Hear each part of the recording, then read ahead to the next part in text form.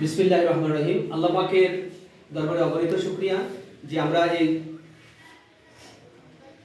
দাখিল ষষ্ঠ শ্রেণীর বিশেষ ক্লাস নিয়মিত পরিচালনা করতে পেরেছি। আল্লাহ পাক যে আমাদেরকে নিয়মিত উপস্থিত হওয়ার তৌফিক দান করছেন, সেই জন্য আমরা সকলে মিলে আলহামদুলিল্লাহ। আজকে আমাদের আলোচনার বিষয়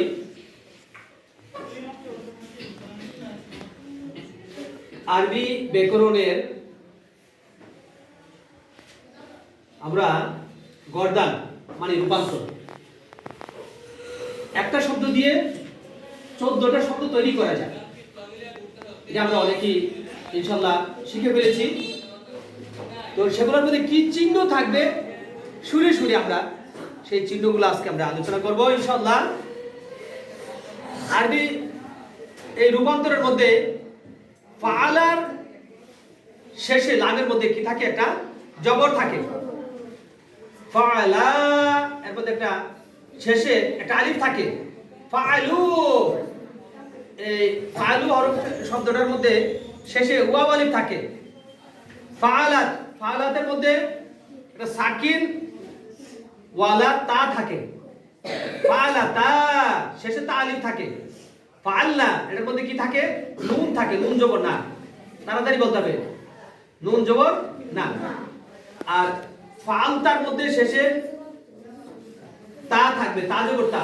তা জবর তা যখন থাকবে তখন আমরা শব্দটা মনে করব ফাআলতা এবং এরকম একটা শব্দ। ফাআলতুমা শেষে তুমা আছে, তুম শেষে তুম আছে।